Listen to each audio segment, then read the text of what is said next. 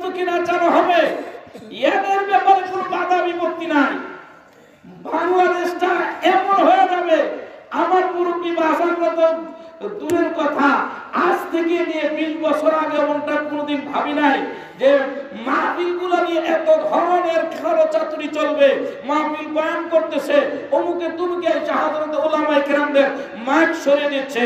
এ জাতির ভবিষ্যৎ বড় অন্ধকার। এভাবে যদি চলতে থাকে, একদিন নয়, 2 দিন নয়, এদেশে হাজারো চোর, ডাকাত, বদমাশ, লুণ্ঠনকারীরা, হাইজ্যাককারীরা, কাওয়াবাজারীরা দক্ষিণ মাহফিল শুনে তারা আল্লাহর ওলি হয়েছে। জুড়ে বলেন কথা ঠিক কি না? মুসলমান, যদি তোমার দিলে আল্লাহর ভয় থাকে তাহলে তুমি তাসবিহওয়ালা। যদি তোমার অন্তরে আল্লাহর ভয় থাকে তাহলে তুমি নামাজওয়ালা। যদি তোমার অন্তরে আল্লাহর ভয় থাকে তাহলে তুমি তাবলীগের গাঁটটিওয়ালা। তোমার দিলের মধ্যে যদি আল্লাহর ভয় থাকে তাহলে তুমি মসজিদ, মিম্বার, এদেশের একজন আদর্শ সুনাগরিক। জোরে বলেন কথা ঠিক কি না? ইয়া আল্লাহ, ইয়া আল্লাহ, ইয়া আল্লাহ, ইয়া আল্লাহ। আমরা এখন কোথায় বসে আছি? জোরে বলেন কোথায় বসে আছি? বাবাজি, বেহেশতের বাগানে আমরা বসে খুশি না বেজা? আওয়াজ করে বলেন খুশি না বেজা? আল্লাহ পাক আমাদেরকে ঈমানের হালকাতে বসার তৌফিক দিয়েছেন। আল্লাহর নবী বিশ্বনবী রাহমাতুল লিল আলামিন ফরমান, হক্কানি বুজুর্গ উলামায়ে কেরাম, আল্লাহর নবীর পরে যে আলেমদের মধ্যে 2টা গুণ থাকে, এক তো আল্লাহর নবীর হাদিসগুলো শিক্ষা লাভ করে, 2 নম্বর হলো উম্মতের কাছে পর্যন্ত যে পৌঁছায়। ও এমন আলেম কিয়ামত পর্যন্ত নবী আলাইহিস সালাতু ওয়াস সালামের খলিফা, তারা যেখানে যাবে বাবাজি ওই জায়গাটাকে বেহেশতের টুকরায় পরিণত হয়। জোরে জোরে বলেন সুবহানাল্লাহ। আল্লামা জাকি কাইমি ফরমান, ঈমান ও আমল, ইলম ও ইয়াকিন, জুরআত ও ইসার। ঈমান ও আমল, ইলম ও ইয়াকিন, জুরআত ও ইসার। হে মিল্লাতে ইসলাম কা হর ফরদে কে মেয়ার। হে মিল্লাতে ইসলাম কা হর ফরদে কে মেয়ার। ये ममलकत हिंद है एक तरफा तमाशा। इस्लाम है महबूस, मुसलमान है आजा। इस्लाम है महबूस, मुसलमान है आजा। ये चंद गुई बाग मन, बुस्तान मन, इन गुई गोरे गुर बुस्तान मन। हर लहज़े मोमिन के नई शान नई आन। रफ्तार में गुफ्तार में अल्लाह बुरहान। तू गफ्फारी व क़हारी व कुद्दूस व जबरूत। ये 4 अनासर हो तो बनतागे मुसलमान। ये 4 अनासर हो तो बनतागे मुसलमान। जोरे बोलें अल्लाहु अकबर कबीरा। और मुसलमान, हक्कानी बुजुर्ग आलेम उलामाए केरामদের আলোচনা শুনলে দিলে শান্তি লাগে কিনা? জোরে বলেন হাতটা উঠান, বলেন লিল্লাহি তাকবীর। আর জোরে বলেন আল্লাহু আকবার। আর আওয়াজ করে বলেন আল্লাহু আকবার। কোরআন সুন্নাহর আলো, আল হাদিসের আলো, নারে তাকবীর। আল্লাহ আমাদের সকলকে কবুল করে নিন। সকলে বলে আমিন। আর জোরে বলে আমিন। আল্লাহ পাক রব্বুল আলামিন পৃথিবীতে প্রত্যেকটা মানুষের 2টা পরিচয়। একটা হলো মানুষের ঘরে জন্ম নিয়ে মানুষ, আরেকটা হলো গুণের মানুষ। একটা হলো মানুষের ঘরে জন্ম নিয়ে এই অর্থে মুহাম্মদুর রাসূলুল্লাহ মানুষ, আবার আবু জাহেলও মানুষ। ব্যবধান আছে, যে ব্যবধানের কোনো শেষ নাই। মুহাম্মদুর রাসূলুল্লাহ সাল্লাল্লাহু আলাইহি সাল্লামের পৃথিবীতে শ্রেষ্ঠতম গুণের মানুষ, আর আবু জাহেল হলো গুণ ছাড়া মানুষ। আরেকটা হলো গুণের মানুষ। গুণের মানুষ, একটা মানুষ কখন হয়? যখন মানুষটা গুণ অর্জন করে গুণী হয়। গুণ অর্জন করে, মানুষ মারলে যেরকম একটা মানুষ খুনি হয়, আর আল্লাহ প্রদত্ত ঘোষণাকৃত কিছু গুণ অর্জন করলে একটা মানুষ গুণের মানুষ হয়। আর ওই গুণের মানুষের জন্য আল্লাহ পাক রব্বুল আলামিন সাজায় রাখছেন মালিকের জান্নাত। চিল্লায়ে বলেন আমিন, আর জোরে বলেন আল্লাহু আকবার কাবীরা।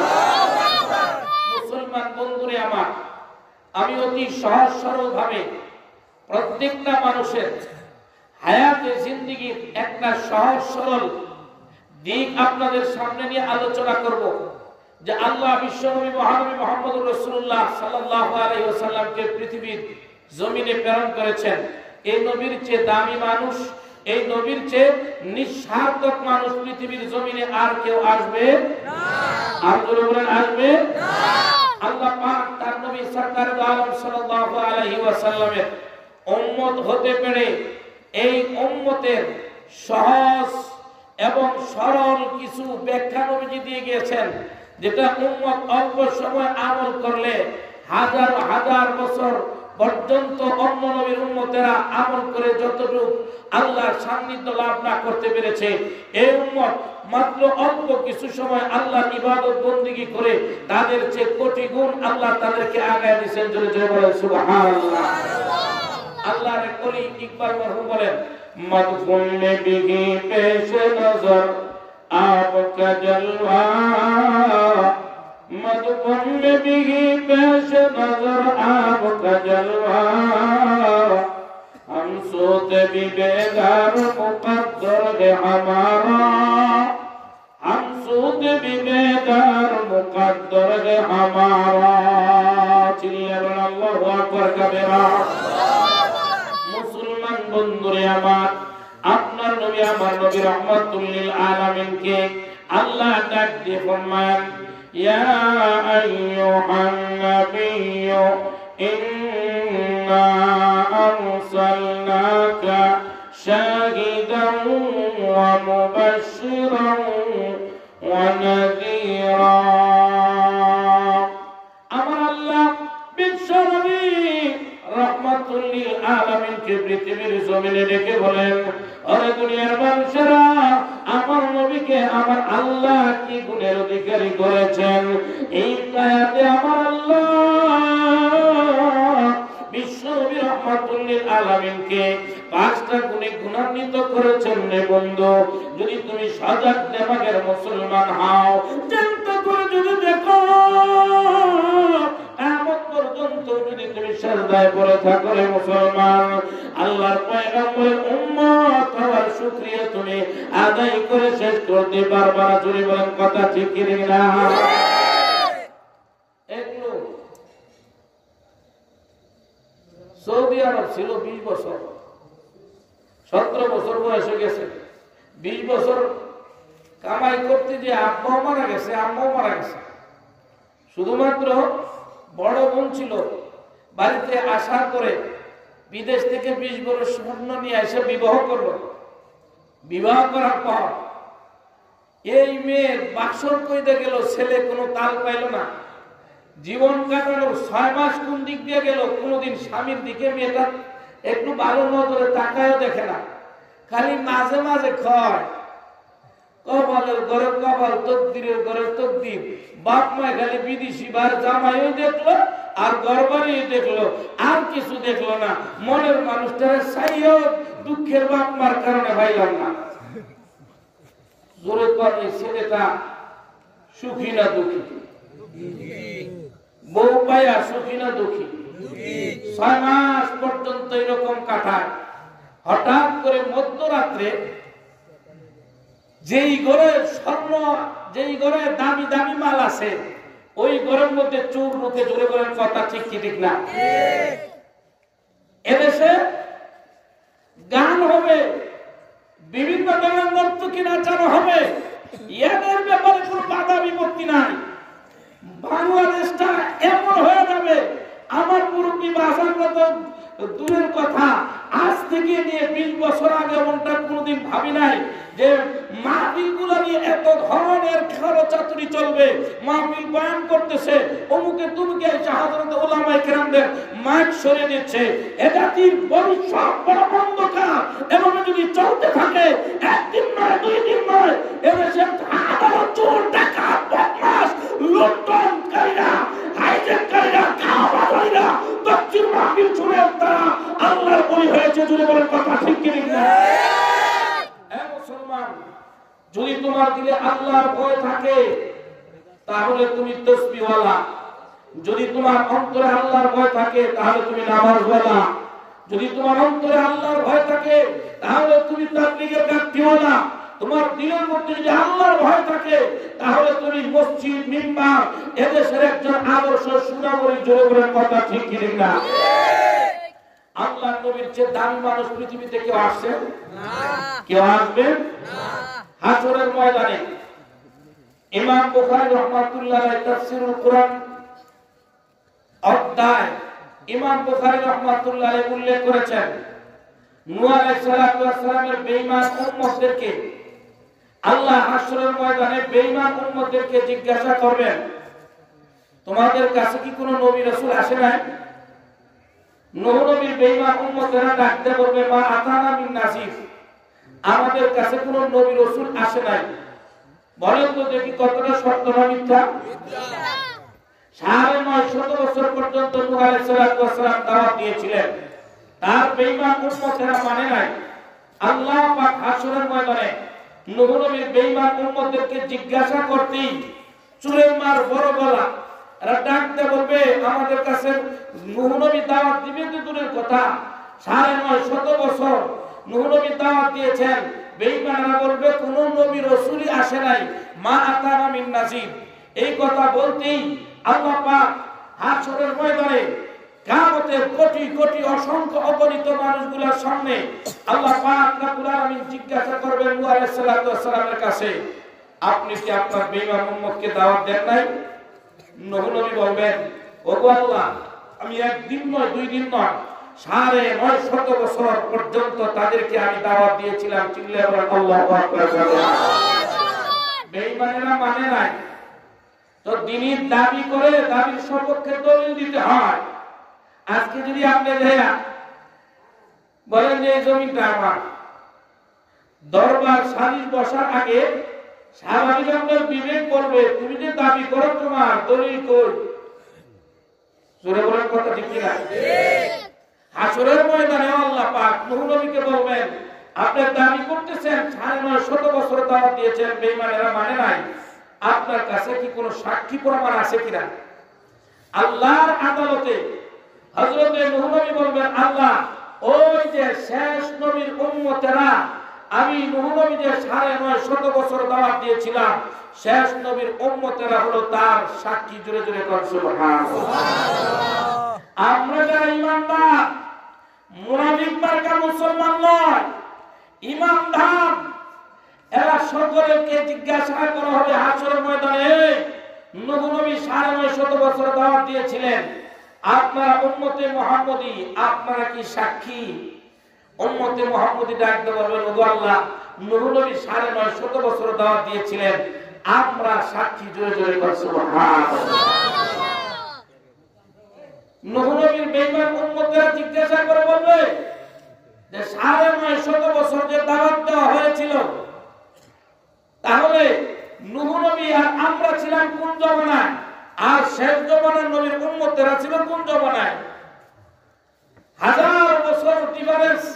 তো সাক্ষী হতে হলে তো ঘটনাস্থলে থাকতে হয়, জানতে হয়, বুঝতে হয়, দেখতে হয়।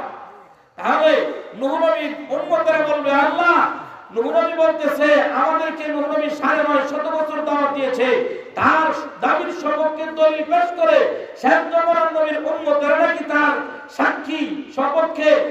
আর সাক্ষী হতে হলে ঘটনাস্থলে উপস্থিত থাকতে হয়। শেষ জমানার নবীর উম্মতেরা ছিল কত পরে আসছে, আর আমরা ছিলাম কত আগে, তাহলে তারা আমাদের সাক্ষী হতে পারে? আল্লাহ হাশরের ময়দানে তখন আমাদেরকে জিজ্ঞাসা করবেন, আমরা যারা উম্মতে মুহাম্মদী, যে তোমরা কি নূহ নবী 950 বছর দাওয়াত দিয়েছিল, এই কথার সাক্ষী। চিল্লায় বলেন আল্লাহু আকবার। মুসলমান বন্ধুরে আমার, দিলটা একটু সজাগ করে শুনেন। যেই কারণে আমি আপনি দামি কইলাম রে বন্ধু, হাসরের ময়দানে আমার আল্লাহ উম্মতে মুহাম্মদীকে ডাক দিয়ে বলবেন, উম্মতে মুহাম্মদী দল, তোমরা যে শেষ, তোমরা যে নূহ নবীর দাবির সপক্ষে তোমরা যে সাক্ষী, এই সাক্ষী তোমরা প্রমাণ করো। আল্লাহর আদালতে উম্মতে মুহাম্মদী হাক্কানি রব্বানি বুজুর্গ আলেম থেকে নিয়ে শুরু করে যত গাউস কুতুব ওলি যারা আছে, সমস্ত উম্মতে মুহাম্মদীরা ডাক দিয়ে বলবে, ও আল্লাহ, ওই যে মিন হাজার রাজুল, ওই যে লোক দেখা যায়, ওই লোকটার কাছ থেকে আমরা শিক্ষা পাইছি। এই লোকটা আমাদেরকে এই কথার শিক্ষা দিয়েছেন যে নূহ নবী 950 বছর দাওয়াত দিয়েছে, তার বেঈমান উম্মতের দল মানে না। উনিকে ফেরেশতাদেরকে আল্লাহ রাব্বুল আলামিন তলব করবেন, ডেকে আনাবেন। কে রে? এটা হলেন আমার আপনার নবী বিশ্বনবী রহমাতুল লিল আলামিন। আমার নবীর সঙ্গে আল্লাহ এখন যারা করবেন, আমার নবীকে আমার আল্লাহ ডাকতে বলেন, মুহাম্মদ আমার হাবিব, আপনার উম্মত বলে নূহ নবী 950 বছর দাওয়াত দিয়েছেন, এই সাক্ষী নাকি আপনি তাদেরকে শিক্ষা দিয়েছেন। ওগো নবীজি, ওগো আমার বন্ধু মুহাম্মদ, আপনি কি এই শিক্ষাটা তাদেরকে দিয়েছিলেন কিনা? করে কোন সুবহানাল্লাহ। ও বকরে জাহা বকরে জামা বকরে উমামে ও আহমদ মে মেশাদে কলম হে ও চামদ का बिस्तर हमारा, शाफिए महशर हमारा, वही कमले वाला शाफिए महशर हमारा। मुसलमान बंधुरे আমার, ওই বান্দারের দল, পরিষ্কার শুনে নাও, আল্লাহ পাক রব্বুল আলামিন রহমাতুল লিল আলামিনকে ডেকে বলবো, আমার বন্ধু, আপনার উম্মতকে কি আপনি সাক্ষী শিক্ষা দিয়েছেন কিনা যে নূহ নবী দাওয়াত 950 বছর দিয়েছেন, তার বেঈমান উম্মতেরা মানে নাই। আল্লাহ নবী ডাকতে বলবেন, আল্লাহ, আপনি যে একখানা কোরআন নাযিল করেছিলেন 30 পারা, এটা সত্য নি? সত্য। আরো জোরে করে আল্লাহু আকবার। আল্লাহ, আপনি যে আমরা কোরআন শিক্ষা দিয়েছেন, এই কোরআন যদি সত্য হয়ে থাকে, আমি মুহাম্মদুর রাসূলুল্লাহ আমার উম্মতকে আমি যে শিক্ষা দিয়েছি, নূহ নবী 950 বছর দাওয়াত দিয়েছেন, আপনি যে আমার কোরআন শিক্ষা দিয়েছেন, কোরআন যদি সত্য হয়ে থাকে, তাহলে আমার উম্মতের সাক্ষী দেওয়া সত্য, আমার উম্মতের সাক্ষী দেওয়া যদি সত্য হয়ে থাকে, তাহলে নূহ নবীর দাবি সত্য। নূহ নবীর দাবি যদি সত্য হয়ে থাকে, বেঈমানদের কথা আল্লাহ মানা যাবে না। আতামাশা করে আলম রয়েতো, আতামাশা করে আলম রয়েতো, তুকু যা বাহার তামাশা বিরলি। আল্লাহু আকবার। মুসলমানের দল, তখন আমার আল্লাহর নবী বিশ্বনবী রহমাতুল লিল আলামিন পড়া শুরু করে দিবেন, ওয়াকুনতু আস্তাগফিরু রাব্বাকুম ইন্নাহু কানা গফফারা ইউরসিলিস সামা'a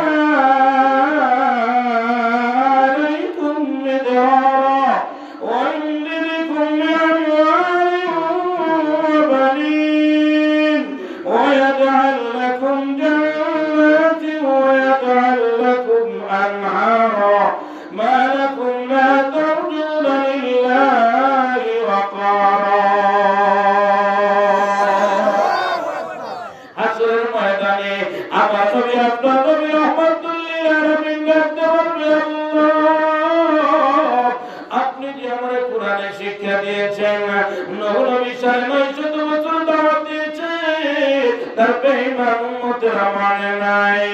আল্লাহ তা যদি আমার শিক্ষা দেওয়া সত্য হয়ে থাকে, আমার উম্মতের সাক্ষী সত্য, উম্মতের সাক্ষী দেওয়া যদি সত্য হয়ে থাকে, নূহ নবীর দাবি সত্য, নূহ নবীর দাবি যদি সত্য হয়ে থাকে, তার বেঈমানরা মিথ্যাবাদী। চিল্লায় আল্লাহু আকবার কালিমা। ও মুসলমান, ইমানের মালিক কে? আল্লাহ। হায়াতের মালিক কে? আল্লাহ। মউতের মালিক কে? আল্লাহ। মহব্বত করব কাকে? আল্লাহকে। আর জোরে বলেন কাকে? আল্লাহকে। আর জোরে বলেন আল্লাহ। আর চিৎকার মেরে বলেন আল্লাহ। মহব্বতে চক্ষু বন্ধ করে ডাকেন আল্লাহ। আর জোরে বলেন আল্লাহ। জীবনে আর একটা গুনাহ আমি করব না আল্লাহ।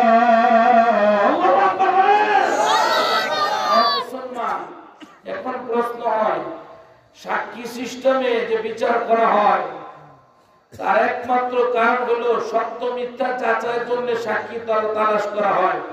আল্লাহ কি পৃথিবীতে কি ঘটছে নূহ নবীর সময় আল্লাহ জানেন না? আল্লাহ সাক্ষী সিস্টেমে বিচার করলেন কেন? আল্লাহ তো কোরআন নিজে ফরমান,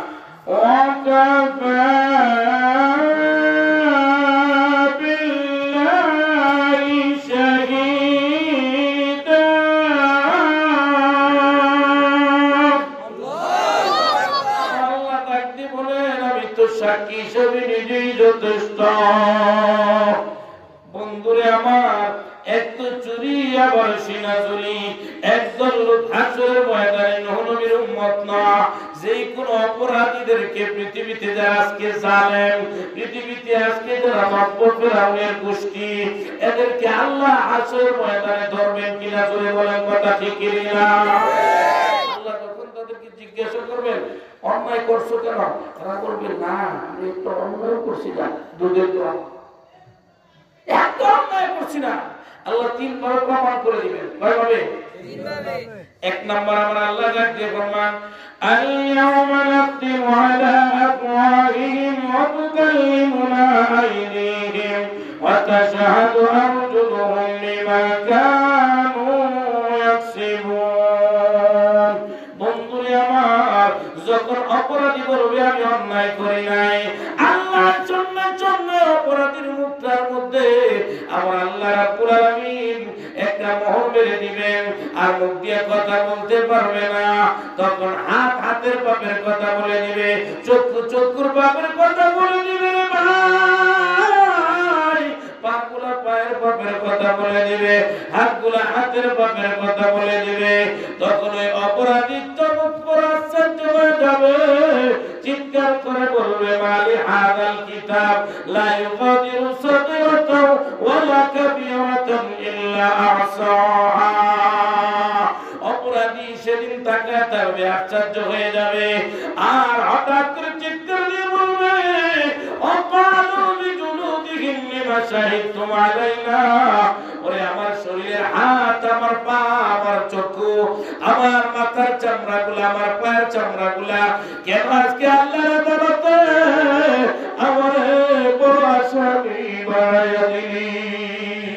আমি তোর আরামের জন্যই তো বড় দামি একটা বিল্ডিং বানাবো, এই জন্য আমি সুদ খেয়েছিলাম, আমি ঘুষ খেয়েছিলাম। ওরে হাত রে, ওরে পা, আমি তোর আরামের জন্য তো শীতকালের রাত্রে আমি ঘুম থেকে উঠি নাই। আজকে যে আল্লাহর আদালতে, এই যে আদালতে ঘুষ চলবে না, ওই আদালতে আমার তুই বড় বিপদে ফালাইয়া দিলি। ওর চুখ আমার বিরুদ্ধে কেমন সাক্ষী দিলি, ওরে পা তুই আমার বিরুদ্ধে কেমন সাক্ষী দিলে, ওরে কান আমার বিরুদ্ধে তুই কেমন সাক্ষী দিলে। ওরে বন্ধুরে, আশ্চর্য মিউজিক সেদিন শুরু হয়ে যাবে, অপরাধী দেখতে ধরবে, ফের করে চোখের পানি ছাড়বে, আর সঙ্গে সঙ্গে মুখ হাতের মধ্যে মধ্যে আল্লাহ একটা ক্ষমতা দিবেন, হাত কথা বলা শুরু করে দিবে, পা কথা বলা শুরু করে দিবে, অপরাধীর চক্ষুরা কথা বলা শুরু করে দিবে, পা গুলা চক্ষু কথা বলা শুরু করে দিবে, বলবে ওরে পাপিষ্ঠ, আমি হাতের মধ্যে 3.5 ফুটের মধ্যে সেটিং করেছিল আল্লাহ রাব্বুল আলামিনের কোরআন দিয়ে ধরে ধরে পড়ার জন্য, অপরাধের জন্য নয়। রাত্রের গভীরে বড় মানুষের বস্ত্র আচার করে তার জীবন ধ্বংস করার জন্য নয়। আমি চোখ দিয়েছিল আল্লাহর কাবা শরীফের দৃশ্য দেখবি, মনজারে মদিনা দেখবি, হক্কানি বুজুর্গ আলেমদের চেহারা দেখার জন্য রাত ভর তুই অন্যায় আপত্তিকর ছবিগুলো দেখেছিলি। আল্লাহ তো তোর এই জন্য পাঠায় নাই, আমি চোখে তুই ইচ্ছা মতো ব্যবহার করেছিলি। আমার আল্লাহ তো তোর মধ্যে এত সুন্দর করে একটা পাওয়ারফুল লাইট তোর চোখকে আমার জন্য, তোর জন্য আমি চোখকে সেটিং করে দিয়েছিলি। তুই আমার জন্য বড়, আমাকে সঠিক কাজে ব্যবহার করিস নাই। এভাবে হাতের পাপের কথা বলে দিবে বন্ধু, পাপের পাপের কথা বলে দিবে, জোরে জোরে নাউযুবিল্লাহ। ও বন্ধুরে, শুধু তাই নয়, 2 নম্বরে এই অপরাধী যেই জায়গায় বসে দাঁড়ানো অবস্থায় অন্যায় করেছিল ওই জায়গা বলে দিবে, বসা অবস্থায় অন্যায় করেছিল ওই জায়গায় পাপের কথা বলে দিবে, যেই জায়গায় গাড়িতে চলন্ত অবস্থায় অন্যায় অপরাধ করেছিল, মিথ্যা কথা বলেছিল, মোবাইলের মধ্যে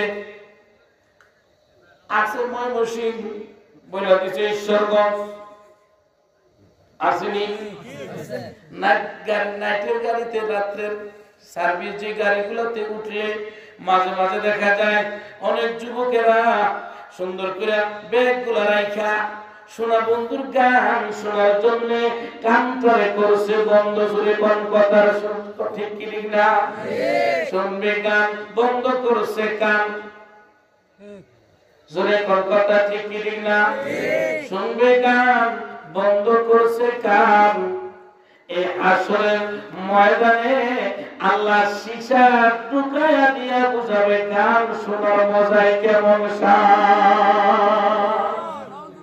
ও বন্ধুরে, পাপী দেখবে যে জায়গায় বসা অবস্থায় ছিল, এই চেয়ারে বসা, চেয়ার পুরুষের মধ্যে বসা, ওই চেয়ারটার বিরুদ্ধে সাক্ষী দেওয়া দিবে।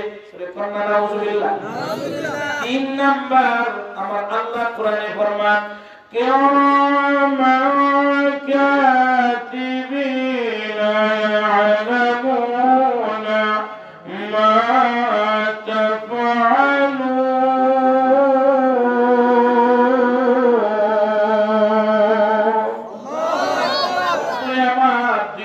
সম্মানিত ফেরেশতা তার জীবনের সকল আমলনামাগুলো যখন আল্লাহর আদালতের রেজিস্টারে খুলে দিবে ভাই, ওই অপরাধী তখন কাঁদতে থাকবে। আমার বন্ধুরে কাঁদতে কাঁদতে মিশকাত শরীফের হাদিসে আল্লাহ নবী ফরমান, ফালাউ আন্না সুবুরান মুজহিয়াত ফি হালা জারাত, ওই অপরাধী তখন কাঁদবে আর বলতে পারবে না আমি অন্যায় করি নাই, এভাবে কাঁদতে থাকবে ভাই। আল্লাহর বাবা অপরাধীর চোখের পানি শেষ হয়ে যাবে, চোখের পানি শেষ হইয়া চোখ দিয়ে রক্ত বের হতে থাকবে, আর রক্তের অশ্রুর পরিমাণ তার চোখ দিয়ে বের হতে থাকবে। আল্লাহর নবী বলেন কারো পা পরিমাণ হয়ে যাবে, কারো হাত পরিমাণ হয়ে যাবে, কারো বুক পরিমাণ হয়ে যাবে। নবীজি ফরমান ওই অপরাধীর চোখে আশ্চর্য রক্ত অশ্রুর পরিমাণ করবে, যার কারণে সেই অপরাধীর চোখের পানি নামক এই অশ্রুতে যদি একটা নৌকা ছেড়ে দেওয়া হয় ওইটা ভাসতে পারবে। ও বন্ধু বন্ধুরে এই তিন ভাবে এক নাম্বার মুখের মধ্যে মোহর মেরে দিয়ে হাত পা তার বিরুদ্ধে সাক্ষী দিল, দুই নাম্বার জমিনে যে দাঁড়ানো অবস্থায় বসা অবস্থায় সে অবস্থায় যে অন্যায়ের কুকর্ম করেছিল ওই জমিন তার বিরুদ্ধে সাক্ষী দিবে, তিন নাম্বার হলো দুইজন সংরক্ষণকারী ফেরেশতা আমার আপনার যে আমলনামাগুলো লিখতেছে এগুলো যখন দেখাইয়া দিবে ওই লোকটা একটা চিৎকার করবে ভাই, চিৎকার করে কি বলবে? আমার আল্লাহ কোরআনে ফরমান মালে হাযাল কিতাব লা ইউগাদিরু সাগীরাতান ওয়ালা কাবীরাতান ইল্লা হাসাহা। চিৎকার করে বলবে এটা কেমন আশ্চর্য আমলনামা, আমার জীবনের ছোট আমলনামা বড় আমলনামা একটাও তো এখানে ছুটে নাই।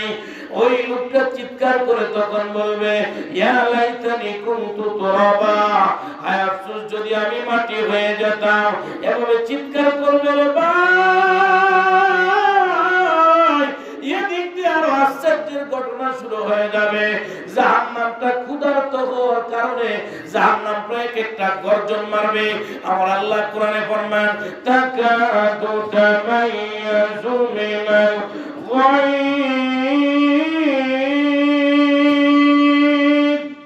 কুল্লামা উলকিয়া ফিহা ফাউজুন সাআলাহুম খাজানাতুহা আলাম ইয়াতিকুম নাযীর।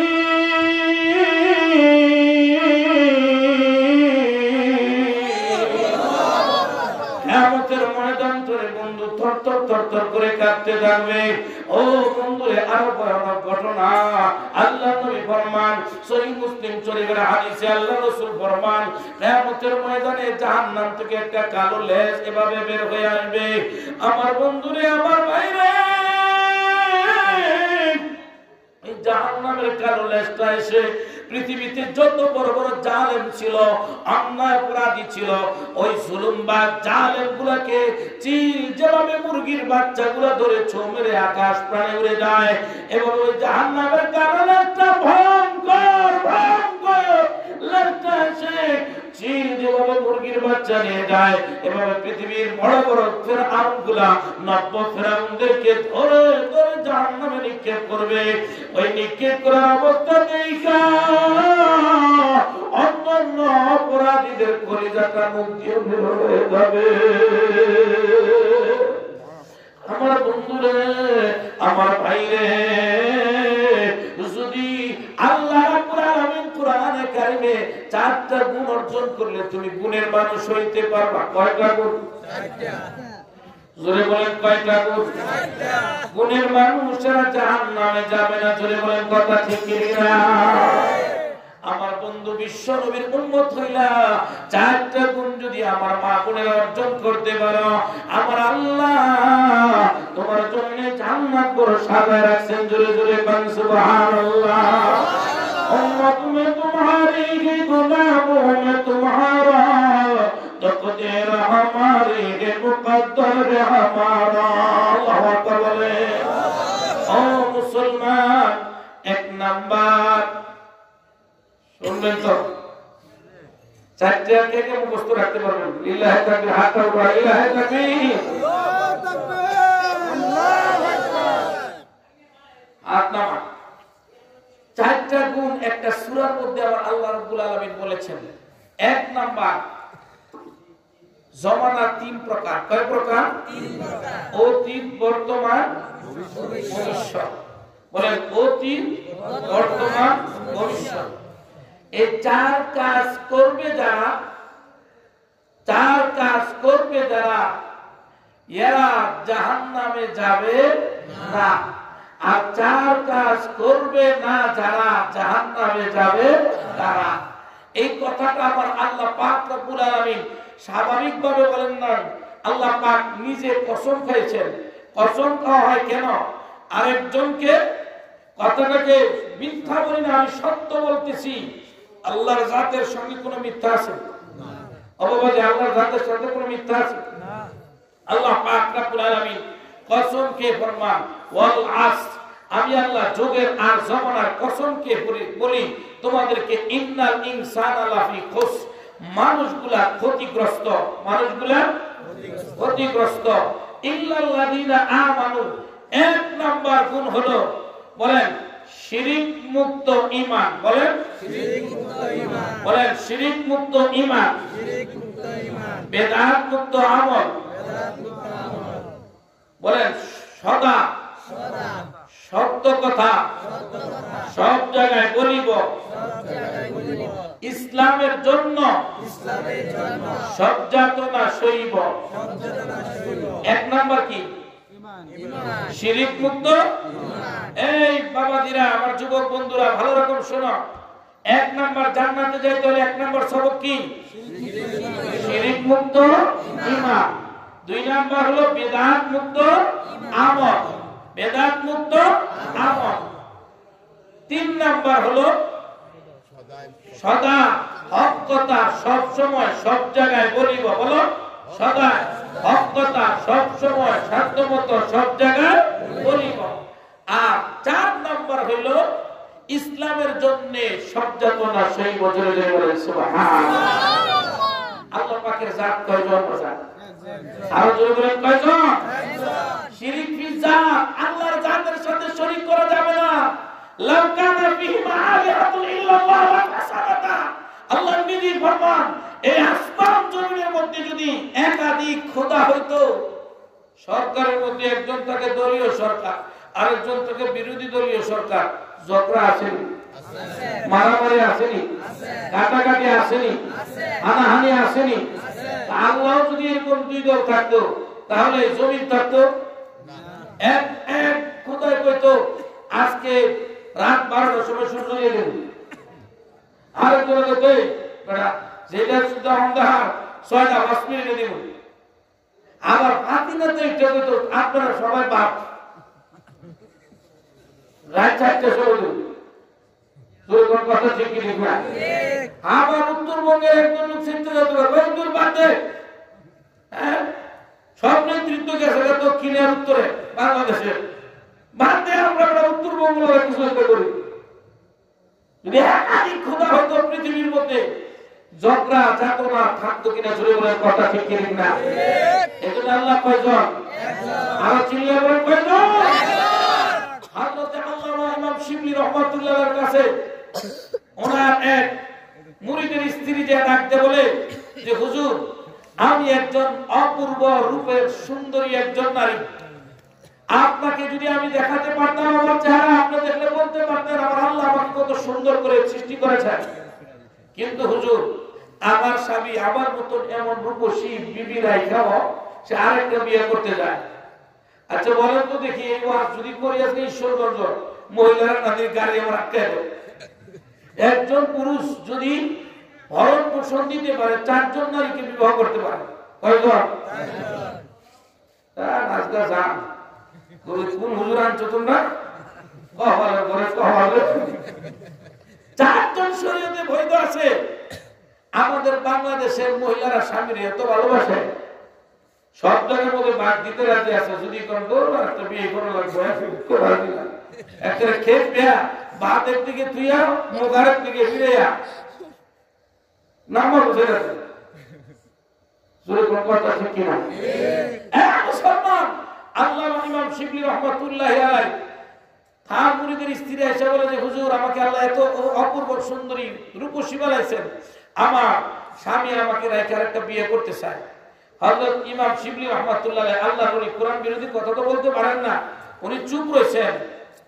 তখন এই কথা বলেই তার মুরিদের স্ত্রী ফেলফেল করে কাঁদতেছেন আর বলে হুজুর, আমি সব পারবো, কিন্তু আমার স্বামী আমার জীবন দশায় আরেকটা বিবাহ করবে, আমি এটা কোনোদিন পারবো না।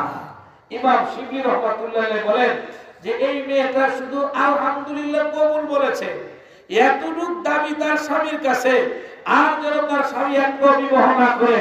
ওরে আল্লাহ, তুমি তো আসমান বানিয়েছ, তুমি তো জমিন বানিয়েছ, কোন কায়নাত তুমি সৃষ্টি করেছ, 24 ঘন্টা 24 তোমার নিয়ামতের মধ্যে আমি ডুবে আছি। এই জন্য তোমার সাথে শিরিক করলে তুমি সহ্যই করতে পারবা না। তুই আলহামদুলিল্লাহ কবুল বলছো, এটা লেগেই তোমার বিবি যদি খালি কই তোর আরেকটা বিয়ে করবো, মানে আল্লাহ বিয়ে ঘর থেকে বার করে দিল। কিন্তু আসমান এই জমিন সব কিছু যে মালিক তৈরি করেছেন, ওই মালিকের সাথে যদি অন্যায় অপরাধ করি রে ভাই, আমার মালিক যে কত বড় দয়াবান, কত বড় মেহেরবান। হযরত নূহ আলাইহিস সালাতু ওয়াস সালাম তার কথা বলতেছিলাম, ৯৫০ বছর বেঈমান উম্মতকে দাওয়াত দিয়েছেন। যখন এই নূহ নবীর উম্মতগুলা নূহ নবীর কথা মানে না, উনি পাহাড়ের পাদদেশে লম্বা চৌড়া জায়গাতে ঘন্টার ঘন্টা করে আস্তে আস্তে করে পাহাড়ে উঠেন। পাহাড়ে উঠছেন কেউ? আমি একবার উঠছি, উঠার পরে তো বাজার নামার আর কোন সিস্টেম দেখি না। তখন মনে মনে কলিজার বাড়ি তো শুকাইছে, ঠোঁটের বাড়ি শুকাইছে। ওই যদি উল্টা পড়ি নিচের মানুষের এই বিভ্রার মতো নামার সময় এক দুইবার মনে ডইলে পড়ে দেখা, আর বললে আর জীবনে তাওয়াজ করে হওয়া যেত না। হ্যাঁ, কোরআন নাজারের ভার এই জায়গায় তো সুন্দর করে দিছে, এরপরে উঠতে কত কষ্ট। সোয়া 2 ঘন্টা, সোয়া 2 ঘন্টা, 2.5 ঘন্টা লাগে। আর মুরব্বীরা কত মানুষ অর্ধেক উঠতে নেমে যায়। পাহাড়ে উঠা সহজ, নামা কঠিন। হযরত নূহ আলাইহিস সালাতু ওয়াস সালাম ৯৫০ বছর দাওয়াত দিয়েছেন, ঘরের সামনে গেছেন, যাইয়া পাহাড়ের উপর উঠছেন, যাইয়া বলেন বাইরে দিনের কথা শোনো, আমি আল্লাহর বরত্বের কথা নিয়ে আসছি, আল্লাহর বরত্বের গান নিয়ে আসছি। এই কথা যখন বলে কানের ভিতরে আঙ্গুল দিয়ে রাখে। আচ্ছা বলেন তো দেখি, একটা মানুষ কষ্ট করে 2-1.5 ঘন্টা যদি পাহাড়ের উপর কষ্ট করে উঠে, আর এই লোকটা তো কথাটা শোনো, মানবিক একটা চাহিদা তো আছে, লোকটা তোমার একটা ভালো কথা কোক আর খারাপ কথাই কোক, কানের ভিতরে আঙ্গুল দিয়ে রাখে। হযরত নূহ নবী আল্লাহর দরবারে কষ্ট পেয়ে বলছেন, ওয়া ক্বালা নূহু রাব্বি লা তাযার আলাল আরদি মিনাল কাফিরিনা দাইয়া। ও আল্লাহ, ও আল্লাহ, এই জনপদবাসী যারা আছে আমার বেঈমান উম্মতের একজনকেও তুমি দুনিয়ায় রাখছো না, সবগুলোকে তুমি ধ্বংস করে মেরে ফেলো। চিল্লায়ে বলেন আল্লাহু আকবার কাবীরা। কারণটা কি ছিল? প্রত্যেকটা উস্তাদ তার প্রকৃত উস্তাদ যারা, তার ছাত্রকে নিজের সন্তানের চেয়ে আরো বেশি ভালোবাসে। জোরে বলার কথা ঠিক কিনা? নূহ নবী হঠাৎ করে একদিন দেখতেছেন, নূহ নবীর উপর ঈমান এনেছিল, আল্লাহর তাওহীদের উপর ঈমান এনেছিল এমন একজন ঈমানওয়ালা মুসলমান, তাকে হযরত নূহ নবীর বেঈমান উম্মতেরা গলার মধ্যে রশি লাগাইয়া পাহাড়ের নিচে দিয়ে তারা টেনে টেনে নিয়ে যাচ্ছে। আর ওই ছাত্রদের মাথা ফেটে, ঠোঁটগুলো ফেটে, আঙ্গুলগুলা ভেঙে ফেলেছে, পুরা শরীর দিয়ে নাক মুখ দিয়ে রক্ত বের হচ্ছে। নূহ নবী তার একজন মাত্র উম্মতের এই অবস্থা দেখে চিৎকার করে আল্লাহর দরবারে বলেছেন, ও আল্লাহ, আমার এই সমস্ত অন্যায় আর অপরাধীরা যারা আমার উম্মতের একজন লোকের উপর পাশবিক নির্যাতন করেছে, এদের একটা ঘর আপনি রেখেন না, তারপরে জিবরিলকে পাঠান, তাদের ঘরবারগুলা ভেঙে খান খান করে দেন। চিল্লায়ে বলেন আল্লাহু আকবার। মুসলমান বন্ধুরে আমার, নূহ নবী আল্লাহর কাছে যখন এই দোয়া করলেন, আল্লাহ, আমি ৯৫০ বছর পর্যন্ত দাওয়াত দিলাম, এই বেঈমানেরা তো মানেই না, আমার ৮৩ থেকে ৮২ জনের একজনকে গলায় রশি লাগাইয়া টানে, এদের সংখ্যায় বেশি হওয়ার কারণে আমি সরাসরি প্রতিবাদ করার সুযোগ নাই। আল্লাহ, এই বলে আমার বন্ধু নূহ নবী দোয়া করে কান্দে আর বলে, আল্লাহ, আপনি এদের বাকি হেদায়েত থাকলে হেদায়েত দেন, আর যদি হেদায়েত না থাকে এই কাফেরদের সবগুলো ঘর আপনি জিবরিলকে দিয়ে ভেঙে ফেলেন।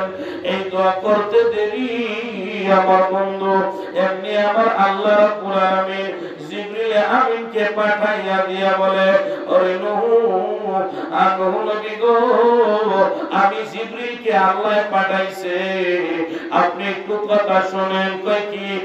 আপনি একটা মাটির বিশাল বড় একটা ঢিলা আনেন, এর সঙ্গে সঙ্গে এটার মধ্যে পরিমাণ পানি দেন, এটা দিয়া এভাবে আপনি প্রসেসিং করে করে একটা কলস বানান, একটা মগ বানান, একটা গ্লাস বানান, এভাবে বড় বড় পাতিলাগুলা বানান।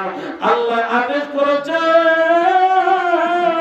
এই আদেশের বিরুদ্ধে পৃথিবীতে যতক্ষণ পর্যন্ত আল্লাহর পক্ষ থেকে দ্বিতীয়বার অর্ডার আসবে, এভাবে আপনি কুমারগিরির কাজ পানি এবং মাটি দিয়া সুন্দর করে করে এক একটা গেলার চক থেকে নিয়ে শুরু করে বড় বড় সুরাহিগুলো আপনি বানাইতে থাকেন। জোরে জোরে কোন সুবহানাল্লাহ। আল্লাহর কুদরত বুঝা বড় দায়। হযরত নূহ নবী যেহেতু পয়গম্বর ছিলেন, উনি বিন্দু পরিমাণ কোনো দেরি করলেন না। মাটি এবং পানি মিশাইয়া সব সময় কাজে লাইগা রইলেন। বানাইতে বানাইতে বন্ধু একেবারে কাল জিবালি শামিকা, একটা উঁচা পাহাড়ের মতন হয়ে গেছে। উঁচা পাহাড়ের মতন হয়ে যাওয়ার পর আল্লাহ জিবরিল আমিনকে আবার পাঠাইছেন। আল্লাহ পাকের কাছ থেকে জিবরিল আমিন সংবাদ নিয়ে আসছেন, ওগো জিবরিল কেন আপনি আসলেন? হযরত নূহ নবী ডাকতে বলে বুঝি নাই আপনি কেন এই সময় আসলেন। হযরত নূহ আলাইহিস সালাতু ওয়াস সালামকে হযরত জিবরিল আমিন ডাকতে বলে, এই নেন গো নূহ, আপনি আল্লাহর পয়গম্বর নূহ নবিউল্লাহ, এই একটা লাঠি আল্লাহর পক্ষ থেকে আপনারে ধরায় দিলাম। এই লাঠিটা দিয়া আপনি এই যে এত বিশাল একটা পাহাড়ের মতন করে সাজাইয়া এক একটা মাটির কুমারগিরির কাজ পৃথিবীতে আল্লাহ আপনাকে শিখাইছে। এই সবগুলা মাটির পাত্রগুলো আপনি লাঠি দিয়া ভেঙে ভেঙে এক সাইড থেকে সবগুলোকে ভেঙে দেন। জোরে জোরে আল্লাহু আকবার কাবীরা। কাদের কুদরত দানি হাতে গাড়ি আকুনি, কাদের কুদরত দানি হাতে গাড়ি আকুনি, জিন্দুদারা তু জাতু বসি জিন্দারা বেজাকুনি। মুসলমান বন্ধুরা, আল্লাহ নবী নূহ নবিউল্লাহ জনসর হয়ে দাঁড়িয়ে আছেন। হযরত জিবরিল আমিন আবার হঠাৎ করে ডাক দিয়ে সে বলেন, ওগো নূহ নবিউল্লাহ, আপনার কাছে আল্লাহর পক্ষ থেকে একটা লাঠি দেওয়া হলো, আপনি মাটির পাত্রগুলো কেন ভাঙতেছেন না? নূহ নবী ডাক দিয়ে বলে, জিবরিল আমি এই মাটি আর পানি মিশাইয়া এই মাটির বর্তন গুলা বানাইতে আমার বড় কষ্ট হয়েছে। যেই কাজে কষ্ট যায় ওই কাজের সফলতার পরে মনটা বড় খুশি লাগে। জোরে কোন কথা ঠিক না? আমি একবার মানিকনগর থেকে আসতেছি, আসবো মহাকালীতে। আমার এক মুসল্লি, উনি একসময় ইঞ্জিনিয়ার ছিলেন, এর সাথে আমি বসা ছিলাম মাত্র 40 থেকে 50 মিনিট। একটু রোজ বিল্ডিংটা দেখেন, এটা আমার নিজের হাতের করা, নিজের হাতের করা। একটু আসি আর দেখাও যায় না, মাত্র কি লোকের বিল্ডিংটা। এটা আমি যখন ইঞ্জিনিয়ার ছিলাম, আমি যখন সরকারের পক্ষ থেকে বিভিন্ন রাষ্ট্রে যেতাম, এই কাজগুলো আমি বিভিন্ন রাষ্ট্র থেকে ডিজাইন দেখে নিয়ে না, উন্নত রাষ্ট্র থেকে আমি এই কাজগুলা করছি। বারবার করে দেখাইতে দেখাইতে আমার নামাজের টাইম হয়ে যেতেছে, গাড়ি খারাপ করার করে আমরা বিল্ডিং দেখায়। কি লিখে দেখায়? খুশিতে। খুশিতে। কি কারণে দেখায়? অনেক কিছু করছে। নূহ নবী ডাকতে বলে, জিবরিল জিবরিল এবার আমি একদিন নয়, 2 দিন নয়, 9 বছর পর্যন্ত আমি এটার পিছনে মেহনত করেছি। আমি এখন লাঠি দিয়েছি ঠিক, আমার আল্লাহর আদেশ মানার জন্য লাঠি পিছনে নিছি। লাঠি সুজা মারার আর আমার সাহস হয় না। জিবরিল বলে, কেন? আমার মায়া লাগে। আমার আল্লাহর দরবারে জিবরিল দৌড়াইয়া গেছে, দেখতে বলে, গো আল্লাহ, আপনার নূহ নবিউল্লাহ লাঠি নিছে, আদেশ মাইনা লাঠিটা পিছনের দিকে নিছে, মারার জন্য পজিশন তৈরি করেছে, কিন্তু এরপরও মারতে নাকি তার মায়া লাগে। আমার আল্লাহ ডাক দিয়ে বলে, জিবরিল আমার নূহকে ডাক দিয়ে বলো, আর যদি একটা মাটি আর পানি মিলাইয়া আমি আল্লাহর জমিনের মাটি আর পানি মিলাইয়া সে আমার শিক্ষা দেওয়া পদ্ধতিতে যদি মাটির পাতিলাগুলো বানাইয়া একটু শ্রম দেওয়ার কারণে শ্রমিক হইয়া সময় দেওয়ার কারণে সুন্দর কাজ রাসূলুল্লাহ এই বাতিল বানতে তোর মায়া লাগে আমি আল্লাহর কি বলি আদম বানাইছি আমার আল্লাহ আমি আল্লাহর কি বলা লাগে না এই জমানার একটা লোকের কোনো খাবার বানায়া দেয় না আমি আল্লাহ যে মানুষগুলো তৈরি করেছি উম্মতের দলের লোকেরা কয় মিনিটে যদি গুনাহ হয় মিনিটে তুমি তওবা করো মাফ করবে কে আল্লাহ আর জোরে বলেন কে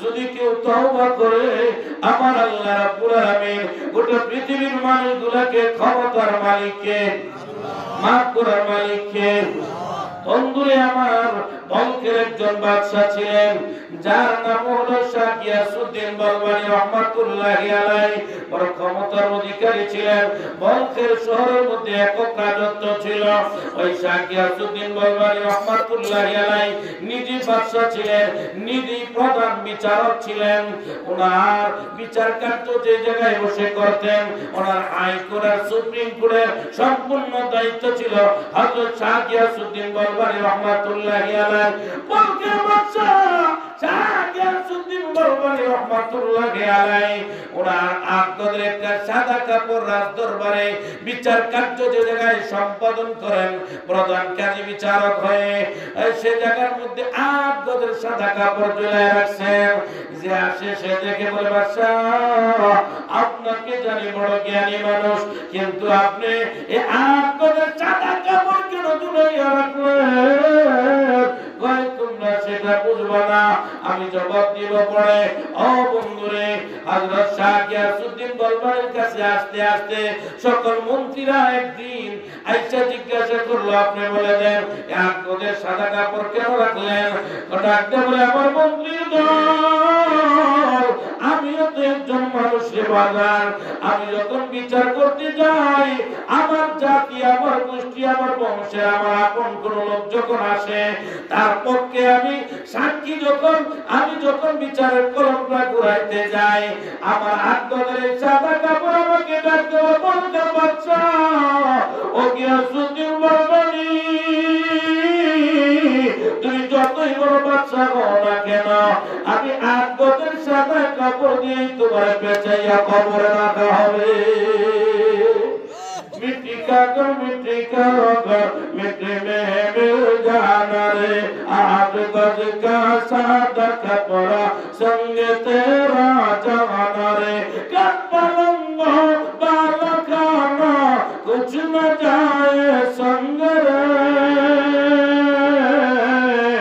आरे भैया सूर दे संसार की सब जाला रे আল্লাহু আকবার বলেন আর চিল্লায় বলেন আল্লাহু আকবার কাবীরা এজন্য শরীক কার সঙ্গে করা যাবে না দুই নাম্বার হলো বিদআত মুক্ত আমল কোরআন হাদিসে যেটা নাই এজন্য আগে জানতে হবে পরে মানতে হবে জোরে বলেন বাজার কথা ঠিক কি না ঠিক শুধু দোষ যদি আলেমদের দেন এই আলেম এটা করে ওই আলেম এটা করে আমরা কিছুই করতাম না মুক্তি পাবেন এই কথা বলে বাবা মুক্তি পাবেন না আমার নবী এই কথার প্রশ্নের জবাব আজ থেকে 1450 বছর আগে দিয়ে গেছেন তালাবুল ইলমি ফারিদাতুন আলা কুল্লি মুসলিম একটা মুসলমান জীবন যাপন করতে হলে যেই পরিমাণ শরীয়তের বিদ্যা দরকার বাজার এটা শিক্ষা তোমার জন্য ফরজ ছিল তুমি যদি এই পরিমাণ বিদ্যা শিক্ষা কোন আলেম ভালো কথা বলে কোন আলেম মন্দ ব্যাখ্যা দেয় তুমি এটা ইজি ধরে ফেলতে পারতা জোরে বলেন কথা ঠিক কি না এজন্য দুই নাম্বার হলো বেদাত মুক্ত আমল তিন নাম্বার হলো বন্ধু ওয়াতাওয়াসাউ বিল হক সদা হক কথা সব জায়গায় সাধ্যমতো বলিব ও বন্ধুরে আল্লাহর নবীর সাহাবায়ে কেরাম আল্লাহর পয়গম্বরের কাছে একদল লোক এসে এরা নিজেদেরকে নব মুসলিম পরিচয় দিয়ে সহিহ বুখারী শরীফের দ্বিতীয় খণ্ডের মধ্যে ঘটনা আসছে সদা সব কথা হক কথা সব জায়গায় বলিবার মিশাল বন্ধু হাদিস থেকে তালাশ করেন আল্লাহর নবীর কাছে আইসা আমার বন্ধুরে বলল, ওগো নবীজি, আমরা মুসলমান হয়েছি, কোরআন পড়তে পারি না, আপনি আমাদেরকে 10 জন সাহাবায়ে কেরামদের মধ্যে সবচেয়ে বড় কারি যারা তাদেরকে দিবেন, এর মধ্যে আসম বিন সাবিতকে দিবেন, আর 2 নাম্বার আপনি খুবাইব ইবনে আদিকে দিবেন, জাদ ইবনে দাসানাকে দিবেন। ও বন্ধুরা, আল্লাহ নবীর সাহাবী 10 জনকে আল্লাহর নবী দ্বীন শিক্ষা দেওয়ার জন্য এই সমস্ত লোকদের সাথে পাঠিয়ে দিলেন। ও বন্ধু, মাকামে ফাতওয়াত নামক জায়গা যখন আসে, দেখা যায় তার 3 জন লোকের সঙ্গে আরো 200 লোক অস্ত্রে শস্ত্রে সুসজ্জিত হইয়া এই 10 জন সাহাবায়ে কেরামদেরকে মারার জন্য আসতেছে। জোরে বলেন আল্লাহু আকবার কাবীরা। হযরত আসিম বিন সাবিত রাদিয়াল্লাহু তাআলা তার 10 জন বন্ধুকে ডাকতে বলে, বন্ধুরা রে, মরণ শাহাদাতকে গনিমত মনে করো, এই কাফেরদের সামনে মাথা নত করা যাবে না। বন্ধুরে আমার, এই 10 জন মুহূর্তের মধ্যে তরবারি নিয়ে যুদ্ধ শুরু হয়ে গেল সাহাবায়ে কেরামদের মধ্যে। আমার বন্ধু, আমার ভাই, 8 জন সাহাবীদেরকে জমিনের মধ্যে শহীদ করে দিল। এর মধ্যে 2 জন পাহাড়ের উপর চড়ে গেল, একজন হলেন হযরতে খুবাইব, আরেকজন হলেন আসিম বিন সাবিত রাদিয়াল্লাহু তাআলা আনহু। পাহাড়ের উপরে যাইয়া কাফেররা ডাকে, আসো, আত্মসমর্পণ করলে তোমাদেরকে বিন্দু পরিমাণ কোনো ক্ষতি করব না। হযরত আসিম বিন সাবিত বলে, জীবন যাইতে পারে, জীবন যাইতে পারে, কাফেরদের সামনে কোনদিন মাথা নত করব না। বন্ধুরে আমার, হযরতে আসিম বিন সাবিত রাদিয়াল্লাহু তাআলা আনহু সাধ্যমতো এবং তাদের সঙ্গে যুদ্ধের ঘোষণা দিয়ে মাত্র 2 জন, আমার বন্ধুরে, জায়গায় 10 থেকে 5-7 জন করে মুহূর্তের মধ্যে তাদেরকে কচুকাটা করতেছে। এক পর্যায়ে হযরত আসিম বিন সাবিত রাদিয়াল্লাহু তাআলা আনহু দেখলেন, আমার পক্ষে আর তাদের সঙ্গে টিকা সম্ভব না, আর শত শত লোক তাদের পিছনে আসতেছে। হযরত আসিম বিন সাবিত আল্লাহর দরবারে ডাকতে বলে, মালিক, মেহেরবানি করে আমাকে, আমার এই লাশটাকে এই কাফের মুশরিক বেঈমানদের হাত থেকে রক্ষা করেন। জোরে জোরে বলেন আল্লাহু আকবার কাবীরা। মুসলমান বন্ধুরে আমার, হযরত আসিম বিন সাবিত রাদিয়াল্লাহু তাআলা আনহুকে হঠাৎ করে একটা ওসিয়ার বললাম যখন তার তলপেটে মারে, উনি জমিনে শহীদ হয়ে পড়ে যায়। ও বন্ধু, তার পিছনে শত্রুতার কারণ ছিল। সালাফা বিনতে সাদ নামক একজন মহিলা ছিল, তার স্বামী উহুদের ময়দানে হযরত আসিম বিন সাবিতের হাতে কচুকাটা হয়ে মারা যায়। এই জন্য তাদের আগ্রহ ছিল যে ব্যক্তি আসিম বিন সাবিতের লাশটা এনে দিতে পারে অথবা মাথার খুলি এনে দিতে পারবে, ওই সালাফা বিনতে সাদ নামক মহিলা বলে, তাকে আমি 100 উৎকৃষ্ট মানের ওট দিব। এই যে ওটগুলা বর্তমান জমানার হাজারো গাড়ি, এক একটা ওট কি ছিল সেই জমানার, এক একটা ওট বর্তমানের হাজারো গাড়ি, এত দামি ছিল ওট। বন্ধুরে আমার, আসিম বিন সাবিত রাদিয়াল্লাহু তাআলা আনহুকে যখন শহীদ করে দিলেন, আসিম বিন সাবিত শাহাদাতের পূর্বে আল্লাহর দরবারে ডাকতে বলে, আল্লাহ, দয়া করে মায়া করে এই কাফেরদের হাত থেকে আমার শরীরটাকে হেফাজত করেন। আমার বন্ধুরে, তারা দৌড়াইয়া যায় সালাফা বিনতে সাদের কাছে, যে আসিম বিন সাবিতকে এই মাত্র হত্যা করা হয়েছে, আপনি 100 ওট দেন। হ্যাঁ, হযরতে আসিম বিন সাবিত রাদিয়াল্লাহু তাআলা কে জমিনে ফেলে আসছি। কাফেরদের এই কথা শুনে যার মাল আছে তার বুদ্ধি বেশি, কোন কথা ঠিক কি ঠিক না?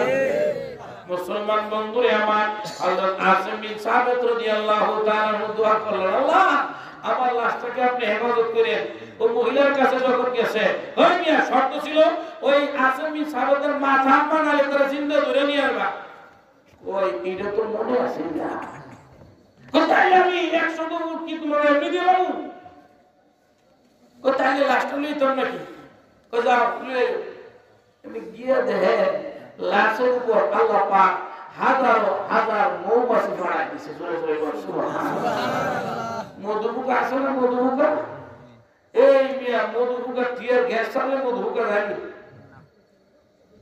মধুপোকা কিছুক্ষণ পরে আল্লাহর কুদরতে এমন ঘন মুখর এক বৃষ্টি পাহাড়ি ঢল আল্লাহ দিয়ে দিল, ওই লাশটাকে আল্লাহ পাকের কুদরতে আল্লাহ বাসায় নিয়ে গেলে এরা হইল না। সুরে মন কথা ঠিক ঠিক কিনা? রহমতের ফেরেশতাদের সাহায্যে আল্লাহ পাক রব্বুল আলামিন তার লাশকে দাফন করেছেন। জোরে বলেন সুবহানাল্লাহ।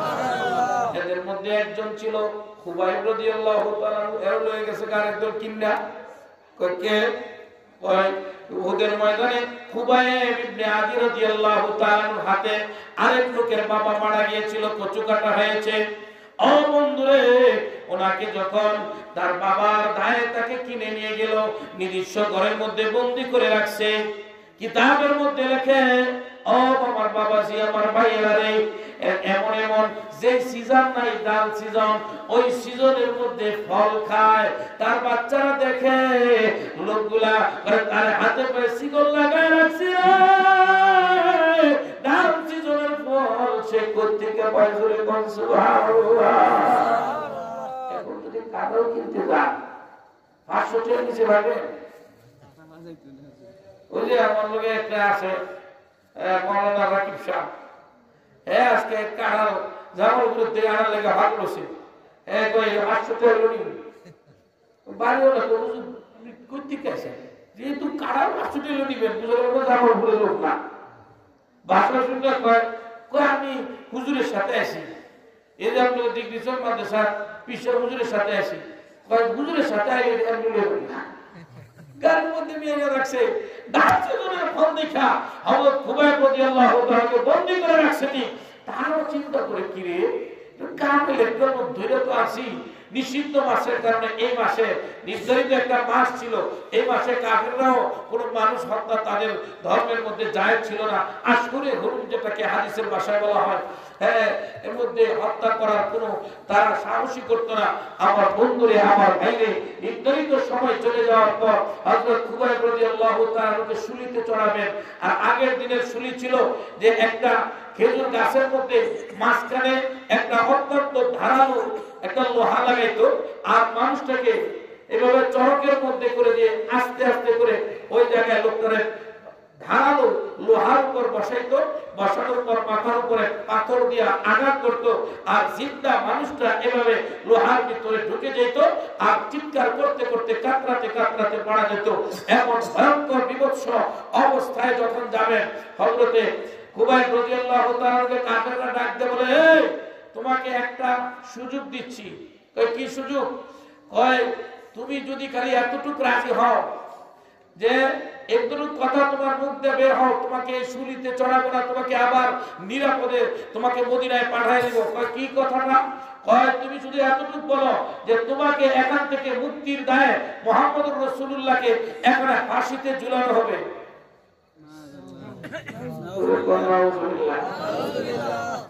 সাহাবে কুমার বলে, আমি এই কথা তো সইতে পারবো না।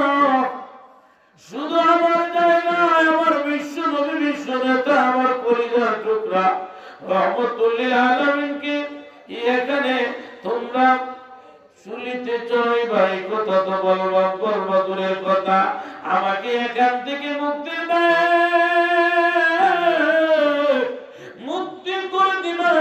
শুধু এই শর্তের উপর আল্লাহর পয়গম্বরের পায়ের মধ্যে একটা বড়ই কাটা ফুটাইবা, এতটুকু পর্যন্ত আমি খুবই রাজি হইব না।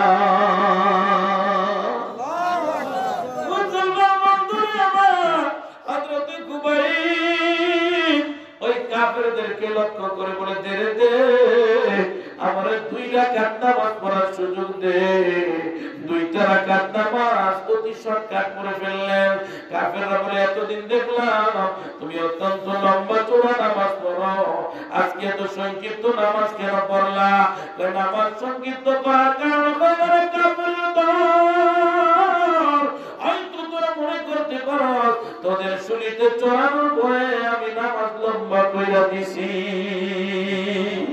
सारे दुनिया को मुखालिफ कुछ नहीं नुकसान है, सारे दुनिया को मुखालिफ कुछ नहीं नुकसान है, डरने की है तुम लगी है जब खुदा रहमत रहमान है। अल्लाह अकबर। 2 नंबर, तुम्हें याद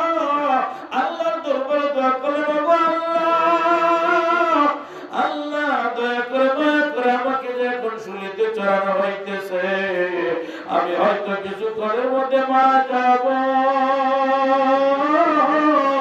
কাফেরদের পাশে বিক্রির যতনে আমি এই জমিনের চেহারা দেখব না। আল্লাহ দয়া করে মায়া করে আমার এই শাহাদাতের মৃত্যুর সংবাদ দান কর বন্ধু, আমার কলিজার টুকরা মুহাম্মদের নবী। আল্লাহ আপনার বন্ধুর কাছে আমার শহীদ হওয়ার ঘটনাটা আপনি বলে দিয়ে আল্লাহ এই সংবাদটা আপনি জানাইয়া দিয়ে আমার বন্ধুরে হযরতে কুবাইবকে যখন যে কথা সেই কাফেরের গোষ্ঠীর মায়া লাগে না, আশিকে রাসূল মাহবুবে কুরআন পয়গম্বর জানি একজন অত্যন্ত দামি কোরআনের পাখি ছিল। ওই সাহাবী হযরতে কুবাইবকে যখন শুলিতে চড়ানো হয়, হযরতে কুবাইবের চেহারাটা বারবার কাফেররা ফিরাইয়া দেয়। এক পর্যায়ে কাফের হযরত কুবাইবের চেহারাটা একটা থাপ্পড় মেরে অবঙ্গুরের শরীর থেকে রক্ত ঝরতেছে। কাফের থাপ্পড় মেরে বলে, এখনো পর্যন্ত তুই কেন কাবা শরীফের দিকে চেহারা ফিরে রাখস? হযরত কুবাইব রাদিয়াল্লাহু তাআলা শুলিতে চড়ে পড়তেছেন, পৃথিবী থেকে বিদায় নিয়ে যাবেন। এদিকে শরীরে ব্যথা যন্ত্রণা, এত লোহার দাঁড়ানো একটা শুনি আল্লাহ পয়গম্বর আছে হযরত কুবাইবের শরীরে ঢুকে যায়। ব্যথায় অস্থির হয়ে গেছেন। এরপরে কাবা শরীফের দিকে চেহারা নিয়ে বারবার কাবা শরীফের দিকে চেহারা ঘুরাইয়া রাখেন। এক কাফের যখন এসে সদরের চেহারাটার মধ্যে থাপ্পড় মারে, আল্লাহর পয়গম্বরের সাহাবী ওই থাপ্পড় খেয়ে আমার আল্লাহকে বলে দেয়। হযরত কুবাইব ডাকতে বলল, সুবহানি ইন্নাহু কতালু মুসলিমা আলা আইশাতিন কানা লিল্লাহি মাসরাই। ওরে কাফেরের দল, আমাকে যদি কাবা শরীফের দিক থেকে আমার চেহারাটা ফিরাইয়া দাও, আমার মনে কোনো দুঃখ নাই। আমি যে একজন মুসলমান ইমানদার হিসাবে আজকে তোমাদের ফাঁসির কাছে ঝুলতেছি, ইমান নিয়ে যে আমি চাইতে পারতেছি, শাহাদাতকে আমি গনিমত মনে করি, আমার জীবনের জন্য বরকত মনে করি না। ওরে ঈশ্বরগঞ্জের যুবকের দল, ইসলাম বাবার মায়ের ঘর থেকে মদিনার ইসলাম এদেশে হক্কানি রব্বানি বুজুর্গ ওলামায়ে কেরাম তোমাদের কাছে নিয়ে ঘুরে কেউ বা সুন্নাতের বেরিওয়ালা হয়ে ঘুরে বাজার। হক্কানি ওলামায়ে কেরামদেরকে দুর্ভাববেন না, অত্যন্ত মহব্বত করে কলিজার সঙ্গে লাগান। তাদের কথাগুলা আপনার ঘরের মধ্যে আমলের সনদি করে ঢুকাইয়া দেন, সুন্নতের মালা ঘরে ঢুকান। আল্লাহর কোরআনের শিক্ষা আপনি ঘরে যদি ঢুকাইতে পারেন বাজার, তাহলে আপনার ছেলেটা ভদ্র হবে। আপনি বাবার কথা শুনবে, মায়ের কথা শুনবে, আত্মীয় স্বজনের কথা শুনবে, আপনার কথা শান্তি আর জান্নাতের ঘর হয়ে যাবে। বলার কথা ঠিক কিনা? মুসলমান বন্ধুরে আমার, হযরত কুবাইবকে যখন শুলিতে চড়ানো হলো, এমনি আমার আল্লাহ বিশ্ব নবী সাহাবায়ে কেরামদেরকে নিয়ে ওয়াজ করতেছিলেন।